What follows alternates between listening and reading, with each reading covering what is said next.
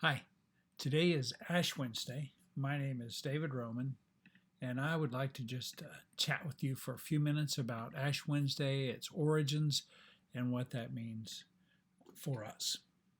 Ash Wednesday is this period of time, 40 days leading up to the Easter season, and it's a time of contemplation for Christians around the world, for the church.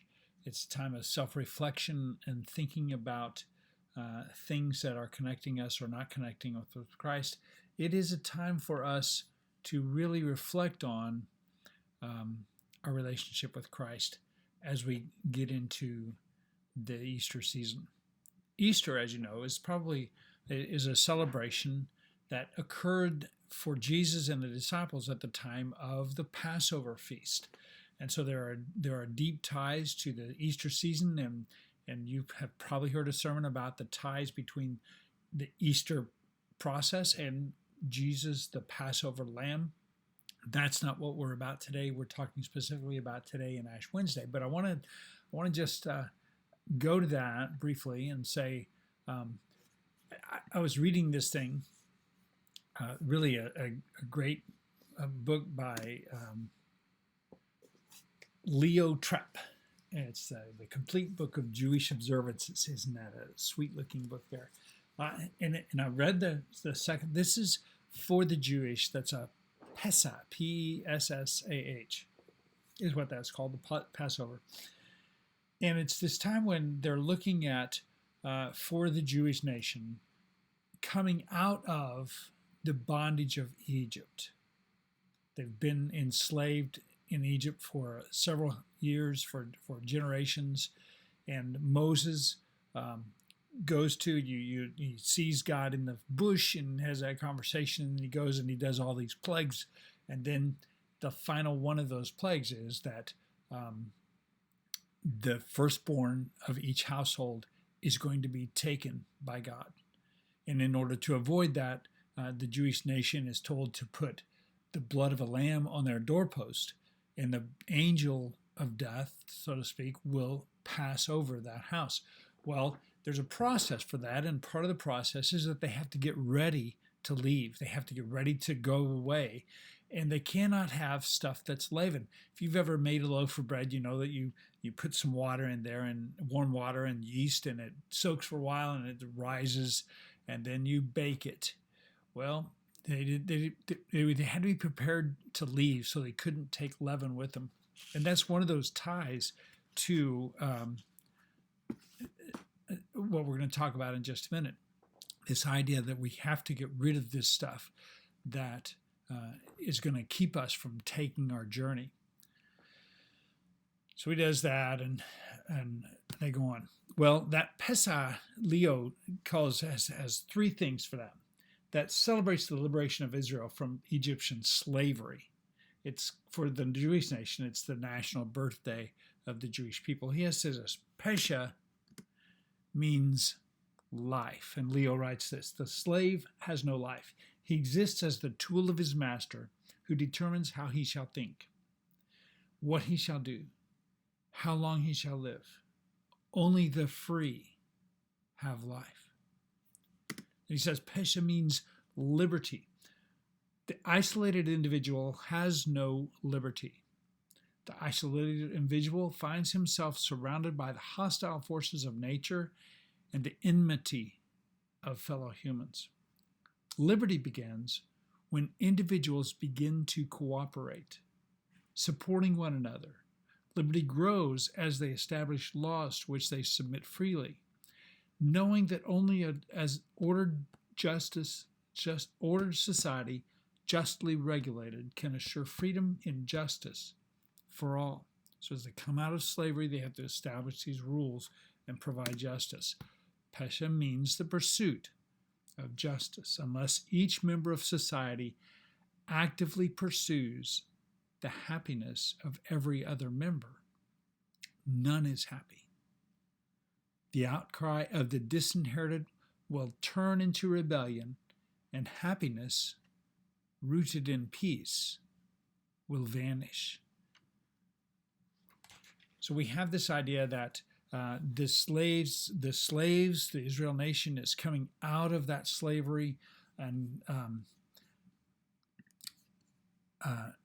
transitioning to becoming their own nation, a nation with established laws, a nation that serves one another in love, that looks out for the best interests and does justice and seeks mercy. Wonder where that comes from. That is one of those ties. And when we think about that cleansing, that getting rid of the leaven, we think about what would have happened yesterday or Shrove Tuesday. For the church, Shrove Tuesday is that night before Ash Wednesday, when we're getting rid of all these things that are going to be keeping us from a journey. And that means that for the liturgical church, we have pancakes, we have we eat all these things that are fattening for us and getting ready for this time of contemplation. And so Shrove Tuesday is also known as Fat Tuesday, and of course in French, fat is gras, and Tuesday mardi, so hence the name Mardi Gras, which is tied to Ash Wednesday in the season of Lent. Yes, okay, so there's this whole other aspect of the Jewish celebration of the feast, and that is this idea of the chametz. Okay, so the chametz is any kind of grains, one of the 5 or 6 grains that are listed, that has been soaking in water for more than 18 minutes. And it's really fascinating. Let me just, Leo again. What a guy, that Leo. Any product of 5 types of grain, wheat, rye, barley, oats, and spelt, becomes chametz if the grain has been in contact with water for 18 minutes without being handled before baking. So if it's gotten wet, it becomes chametz. And to bring all that down into a shortness, a short business, chametz is an agricultural thing, and that is that when they were preparing for the next harvest, they had to get rid of all of that stuff, all that chametz that had been in contact. Why? Mold or bacteria, bad things in that bread that was coming forth. And so they had this period of 8 days, 7 days plus 1, where they got rid of everything that was done before, and they purified. That was during the Passover season. They purified all their utensils, all their baking stuff. They got rid of all of the chametz. They locked those kinds of things in a closet. They put their alcohol in a closet, locked it up. Everything was put away, and they had a special set of service wear, and just for that period of time. When the new grain came in, it wasn't infected by all of this other stuff from the last year's grain. Isn't that a cool allegory? And so that idea of chametz is one of those other things that in the liturgical church during the season of Ash Wednesday and season of Lent, we have this time where we're cleaning out when the Jewish household is cleaning out the chametz. It's like spring cleaning. They get everything they're looking for, and then part of the tradition is that the father, the night before the beginning of Pesach, goes through with a candle and just looks for any leftover chametz, just so that it doesn't infiltrate the new season.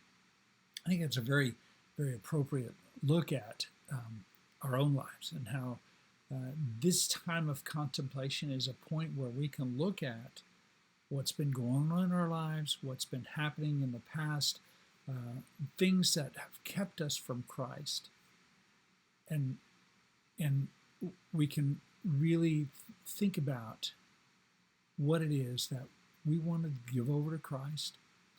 We want to say, God, this is something that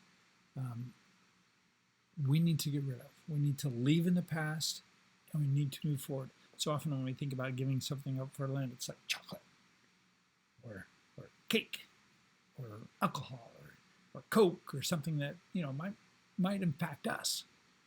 I would challenge you to think about what it is that impacts you in the community of Christ, what it impacts you that keeps you enslaved in your own situation, that you can give up for Christ, that I can give up for Christ during this season of Lent.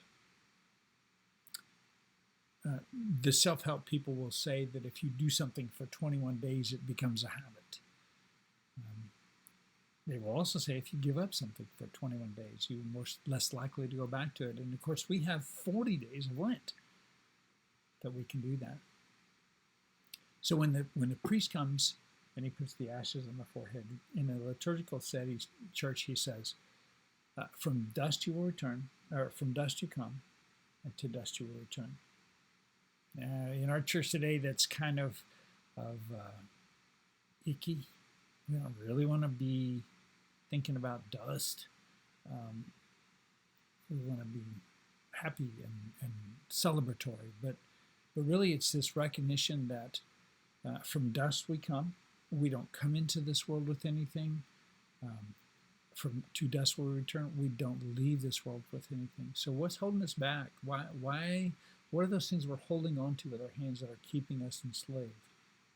That we could just release and let go and become more fully devoted followers of Christ, to live in better community with one another, to have the liberty and the justice that allows us to respect and to love one another,